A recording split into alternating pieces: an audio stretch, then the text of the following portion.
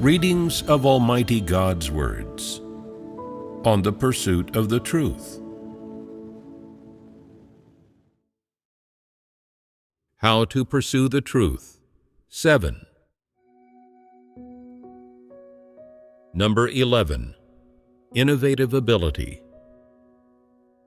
The 11th standard for evaluating a person's caliber is innovative ability. Innovative ability is the creative ability you possess based on the understanding you have after you know the fundamentals, principles, and laws of something. This creative ability refers to improving this thing on its original foundation, developing it, enlarging its scope of influence, or turning it into a new generation of a certain thing.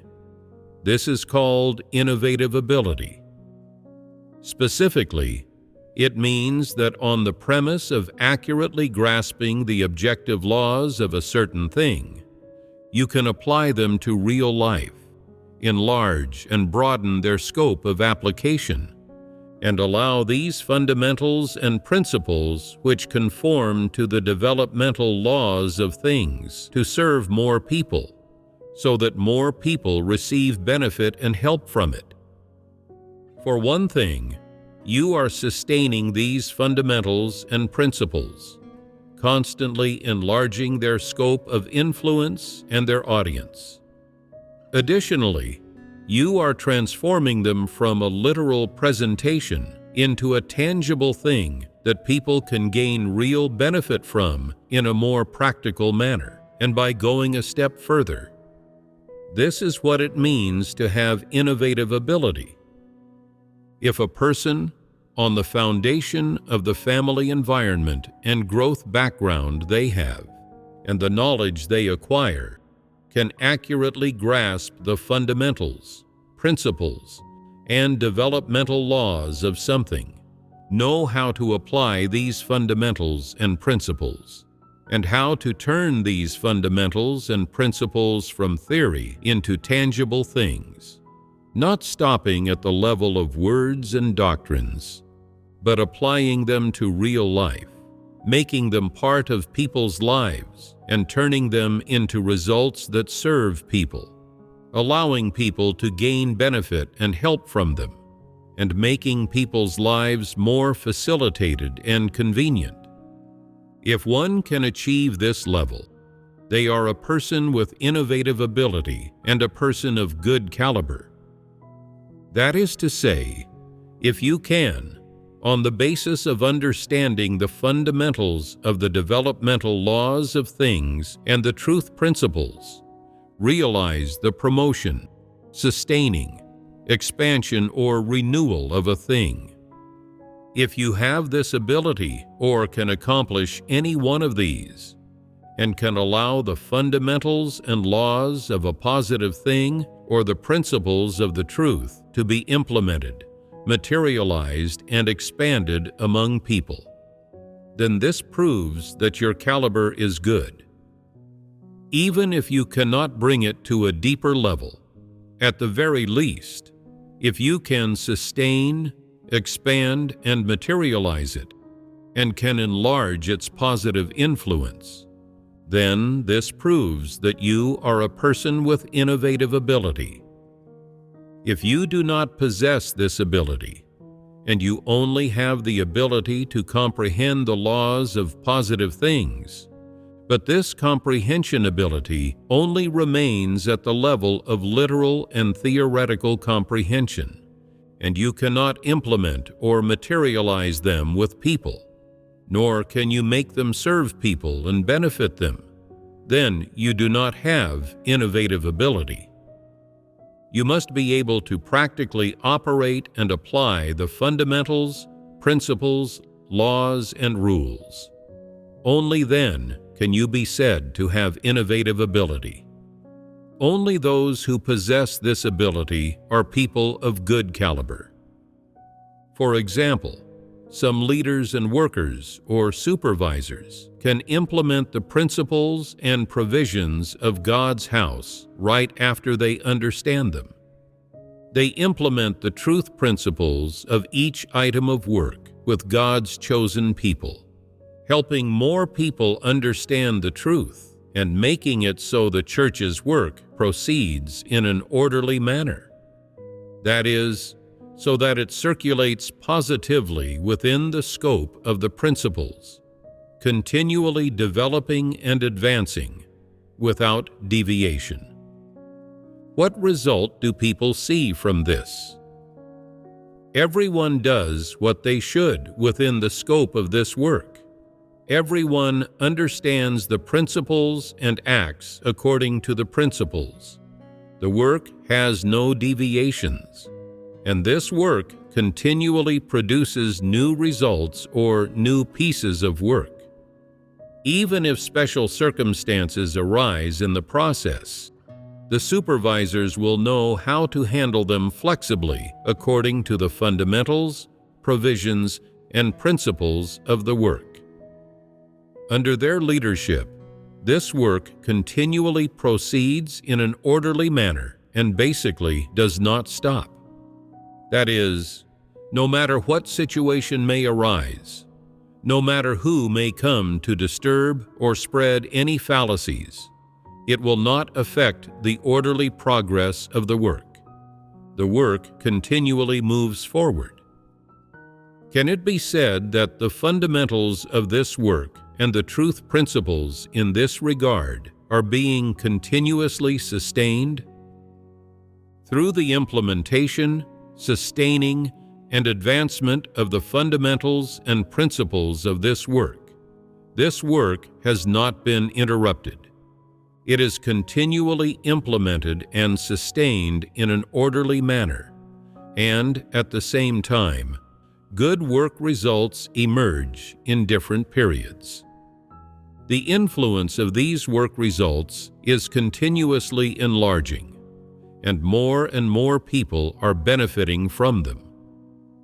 Those who benefit are, in fact, benefiting from the various principles, fundamentals, and even rigid provisions of the work arrangements that these supervisors can comprehend and accept. This is what it means to have innovative ability. That is, a person of good caliber can continuously implement the work principles and the truth principles that they comprehend, and accept into the work they are responsible for, and implement them with everyone, enabling the work to proceed in an orderly manner or move forward. At the same time, work results will be produced periodically or irregularly. Non-believers call this producing works. That is, work results will continuously appear, and the appearance of these work results will subsequently bring greater influence and reach more people. People who possess this ability can ultimately enlarge the results of the work continuously, so that more and more people benefit. Such people are those with good caliber. To evaluate your caliber by your innovative ability, it is necessary to look at how, after comprehending the work principles, work provisions, and truth principles, your ability to implement, advance, and expand them is. That is, how your ability to sustain this work is. Secondly, it is necessary to look at how many people are reached by the work you do, how large the scope of those reached is, how great the degree of influence is, and how the efficiency and results of your work are. If your work efficiency is high, your work results are good, and the scope of those reached continuously enlarges, then your caliber is good. If the number of people reached is small, work efficiency is low, results are poor, and there is constant rework, stoppage, and patching of loopholes, then your caliber is average. If a person comprehends the work principles, work arrangements, and other aspects quite well and quickly, but their progress in implementation is very slow, and their efficiency is very low. Under normal circumstances, results could be produced in 1 month, but they take 3 months or even 6 months, and the results produced are still very average. The number of people reached is small, and the benefit to people is not significant. Such a person is of average caliber.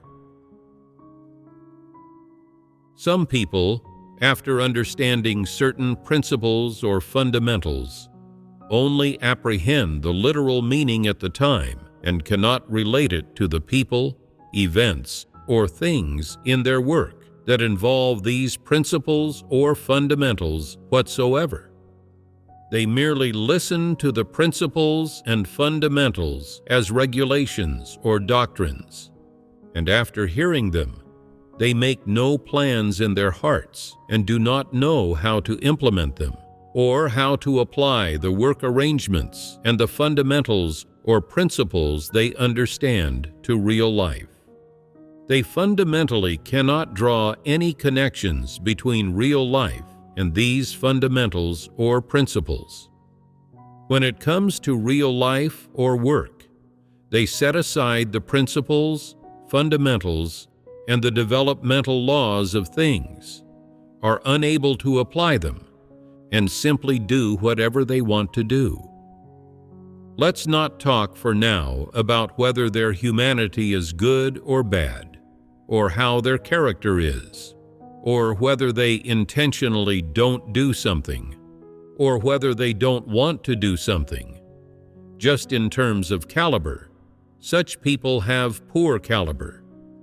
No matter where they go, they can speak a lot of doctrines, talk about some fundamentals, and discuss some so-called developmental laws of things with others. They seem to have quite a high level of thought and to have comprehension ability, and they appear to have some caliber. However, when they are assigned an item of work, 1 or 2 months pass with no results, and no updates are heard from them. At the time of expressing their resolve, they spoke very well, but when it comes to actually doing it, they don't know what to do. The above explained the principles very clearly.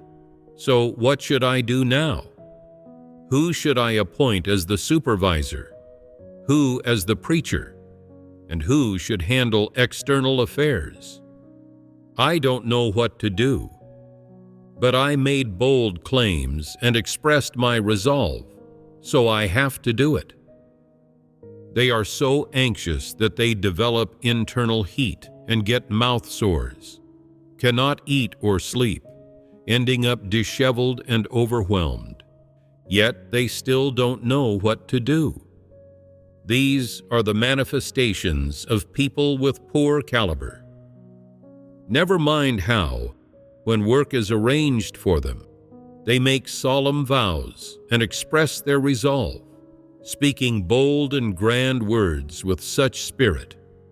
You have to see whether they can do the work, whether they have steps and plans, and whether they understand how to implement the work arrangements and act according to the principles.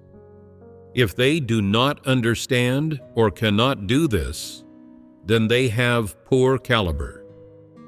If they only understand doctrines but cannot apply the principles and just act blindly and recklessly, this also shows poor caliber.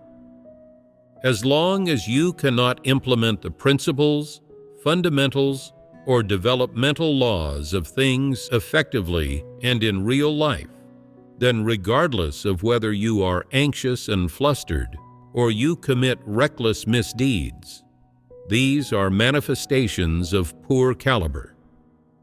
Are these words accurate? Some people act blindly, while others do not know how to do it and do not dare to do it. They don't even know where to start. The specific manifestations of people with poor caliber in terms of their innovative ability are that they do not know how to apply fundamentals and principles to specific, real work. They are only able to parrot words, learn doctrines, and memorize regulations. Merely memorizing doctrines and regulations is useless and does not indicate you have innovative ability. Whether or not you have innovative ability is evident by whether you can implement these fundamentals, principles, and rules into real life, doing the work related to these fundamentals and principles well, so that these fundamentals and principles do not remain words and doctrines, regulations, and formulae, but are implemented in people's lives and applied to people, allowing people to use them and derive benefit and assistance from them, making them become a path for practice in life, or a guide, direction, and goal for living. If a person lacks this innovative ability and knows only how to spout words and doctrines and shout slogans, and is unable to put these principles and fundamentals to use when it comes time to do their duty, those who follow such a leader or supervisor will not gain principles of practice in this aspect of the truth. Such leaders or supervisors are people of poor caliber, incapable of the work, and should be reported and removed once identified. To evaluate whether someone can shoulder an item of work, you must first see if, after they read the work arrangements and understand the truth principles, they can arrange and implement them and get the work going. Regardless of how many people are in a church, if they get all items of the church's work going, and no matter how many people's work they are responsible for, whether 50 or 100, they can make the work thrive, ensuring everyone has their own place and can work and do their duty according to the truth principles. Then such a person can be considered for election as a leader or supervisor. Of course, you must also see what their character is like, whether they are a right person, and whether they are a person who pursues the truth. Knowing these things is essential. A leader or worker must, at the very least, possess caliber and stature in these aspects in order to lead God's chosen people into the truth reality, and so that everyone can work and do their duty according to the work arrangements or the truth principles. This way, God's chosen people can benefit from them. If they do not possess this ability, then they cannot be chosen. If you choose such a person, although idling around not doing any work every day while you follow them may bring comfort to your flesh, would you feel fulfilled in your spirit? If you spend a few hours every day in gatherings listening to them preach doctrines, but do no actual work, is this doing your duty? They preach doctrines to you every day, and while your ears may be enriched, you are not doing your duty and are merely following them in aimless muddling. In that case, you have been misled and hindered by them. If you keep listening to them speak those dry words and doctrines, and ultimately do not do your duty or show loyalty, and have no real experience in the truth, not offering loyalty in what God has entrusted to you, not getting the work going or achieving any results, so that when God asks people for results, you have nothing to present, won't you have suffered a loss? Therefore, if you previously thought such people were candidates for leaders, Now quickly change your viewpoint and strike such people from your list of candidates. They must not be chosen as leaders. Where do people with poor caliber and no innovative ability fall short? They fall short in that they only know how to act as armchair generals, while never knowing how to apply their ideas to real-life work, and in that they cannot do actual work. What would be the consequences if such people became leaders? They would only make a complete mess of the work. If they served as a church leader in mainland China, they would lead the entire church to ruin. Not only would they fail to gain the truth themselves, but the life of those they led would suffer a loss. If you can promptly identify such people and remove them, some disasters will be prevented, and the church work will not have to suffer losses. But if you remain a follower under such people and accept their leadership, then your hope of attaining salvation may very well be ruined by them, and your opportunity for salvation will then be gone. Therefore, innovative ability is a crucial ability for a leader or worker or supervisor. If you lack the basic caliber and ability to do the work, you absolutely must be cautious and not just charge ahead out of enthusiasm. And you must not always want to stand out and always want to be a leader or supervisor. Doing so not only hinders yourself, but also hinders others from attaining salvation. If you only hinder yourself, it's just your own death you've caused.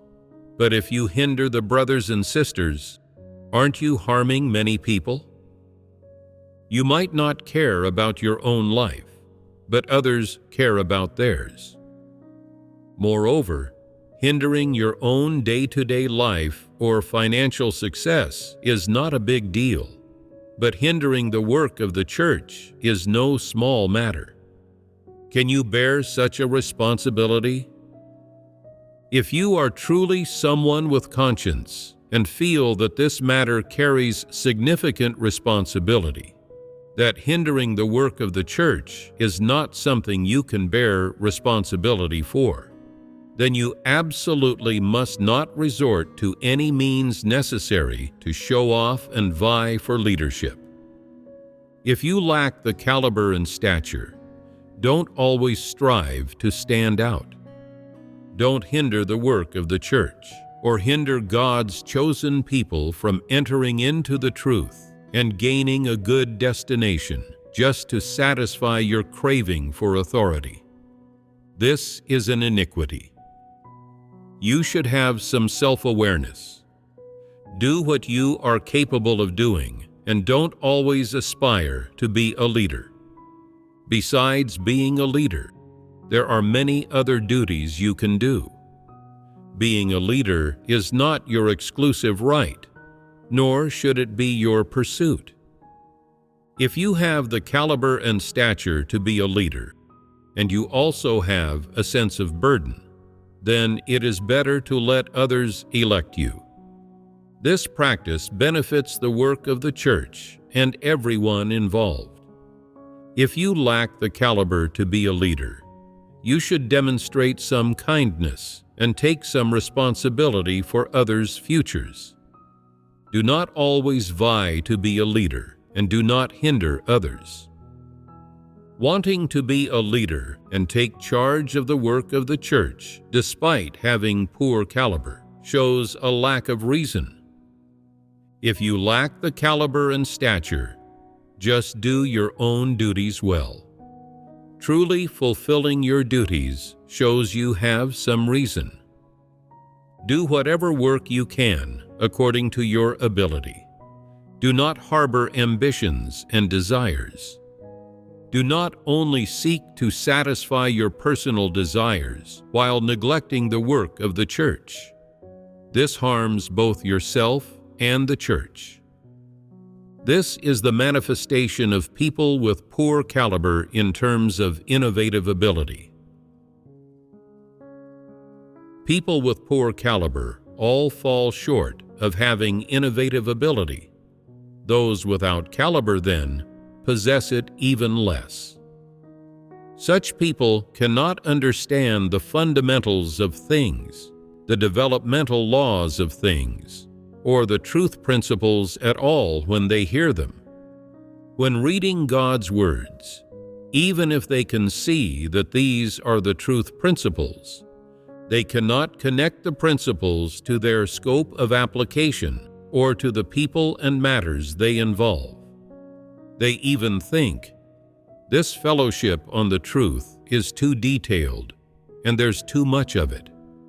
Hearing these words, I can understand that they are principles, but I don't know what the definition of the principles is or what scope the principles delimit. If they don't even know the definition of the principles, then they certainly don't know how to implement or practice them. For example, when something happens that needs to be handled, others tell them, you should practice according to the principles. They say, I don't even know how to practice according to the principles. I don't know which principle this matter relates to. Even after others explain to them the principle they should practice in handling this matter, they still don't know what to do. Such people have extremely poor caliber. They can't even understand human language, and even more so, are unfit for use. Doesn't this show that such people are so incompetent as to be beyond help? People who are helplessly incompetent do not possess the thinking and the ability to understand things of normal humanity, let alone thinking logic. Therefore, people who understand the truth principles or various fundamentals and rules have no way of communicating with those who lack caliber. They cannot reach a consensus, and of course, have no common language. Why can't they communicate? There is one essential problem, which is that the abilities of these two types of people to be cognizant of, identify, judge, understand, and accept various things are not on the same level or the same track. They're like two parallel lines that will never intersect. This is speaking in somewhat abstract terms. To put it more concretely, the caliber of these two types of people is worlds apart and not on the same level. Therefore, they will never have the same ability to make judgments, ability to identify things, or cognitive ability regarding the same matter. That is, what people with good caliber or average caliber can recognize, those without caliber have no recognition of at all. They even more so fall short of this, and they will forever fall short, as if they lack that function. For example, when a hen matures, it naturally lays eggs.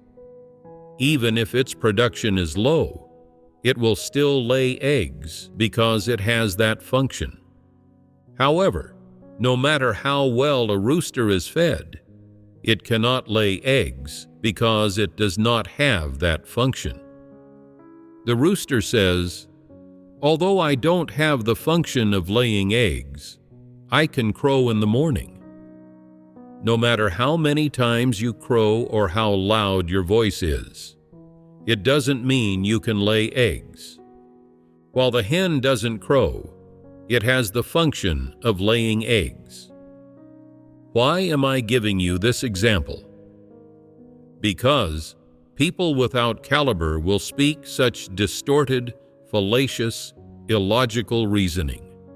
This is called having no caliber. Therefore, when people with good caliber average caliber, or even poor caliber communicate and discuss matters with people who have no caliber, it feels awkward.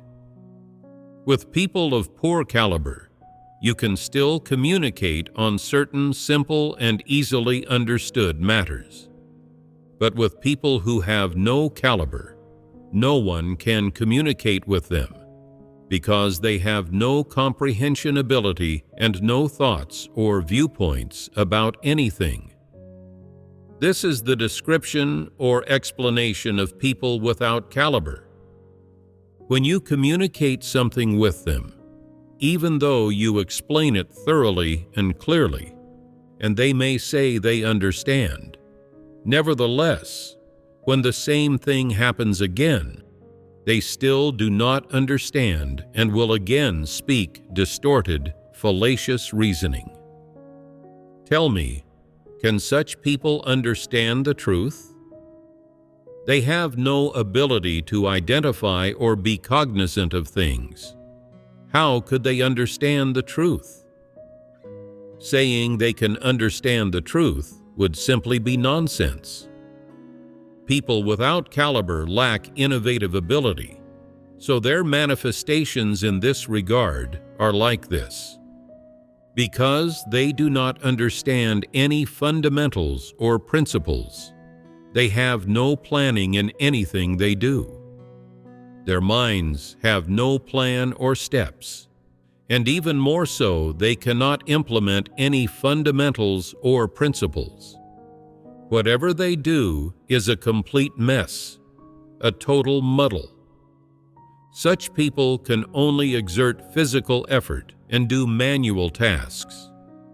They can barely manage a simple, singular job. After all, they are ordinary people who can engage in a single task. But when the situation elevates to the level of taking on an item of work, they are no longer competent for it. Such people are incapable of doing any valuable or technically demanding work. They can only manage some small jobs like manual labor, farm work, or raising livestock, and even then, they need a supervisor around them to oversee and support them. Sometimes, when they are in a bad mood, someone needs to straighten them out, and when they sometimes get caught up in distortions or become negative, someone has to counsel them in their ways of thinking. Even for minor tasks, someone needs to vet what they do. Otherwise, problems and mistakes will arise, and the work will have to be redone. If they're not wasting materials, they're wasting energy, or water, electricity, and gas. In Western countries, they are constantly reported by others and fined by the police. Without someone watching them, they cannot even do small jobs properly. They are just this problematic and pitiful.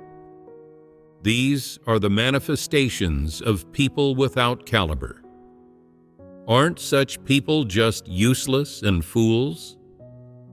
Can they still be used as humans? In fact, in God's house, such people can only exert a bit of physical effort. When it comes to church work, they cannot do it. They are incapable of doing anything. Even with jobs that require physical effort, they cannot complete them independently and still need others to instruct, supervise, and vet what they do. But when they do tasks that require physical effort, they still feel it is beneath their talents, that they are overqualified, and they become defiant, even complaining.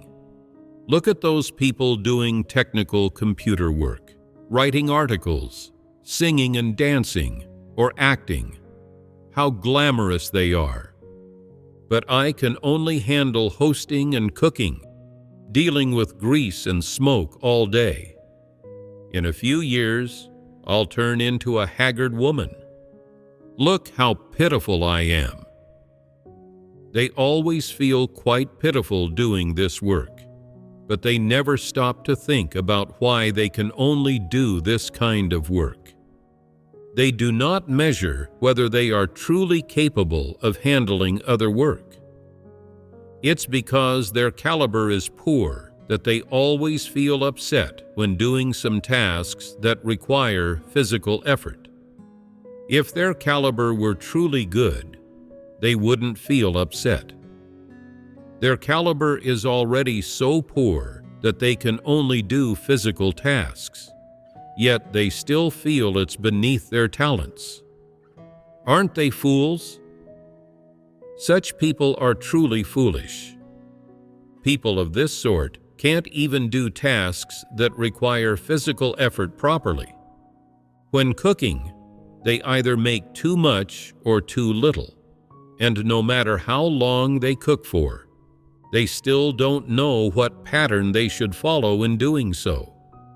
Even so, they still feel that such tasks are beneath their talents, that they are overqualified, and think they shouldn't be doing tasks that require physical effort. They believe they should be working in an office as a secretary, shouldering some item of work in God's house, or at least serving as a church leader. Isn't this entirely lacking reason? Tell me, what work are you competent for? If you aren't competent for any kind of work, and you are given tasks that require physical effort to do while God's house still provides for you, isn't this an exaltation of you? And yet you remain dissatisfied. Isn't your reason far too poor? Is there a relationship between reason and caliber? Not knowing oneself, not knowing what level one's caliber is at, always thinking one's caliber is high, aren't these manifestations of poor caliber? People with good caliber will know how to evaluate themselves, and after evaluating, they will know the level of their caliber. Once they determine what their caliber is, they will be able to find their place in the church. They will feel at ease no matter what they do, and they will be able to rationally approach the duty they do. Even if they are assigned tasks that require physical effort, they will feel at peace and justified in doing so. They will submit and agree to it from deep within their hearts, accepting this job and this task. This is called having rationality. If someone is never at ease when doing their duty, always feeling aggrieved, and thinking that any task they're asked to do is beneath their talents, don't they lack reason?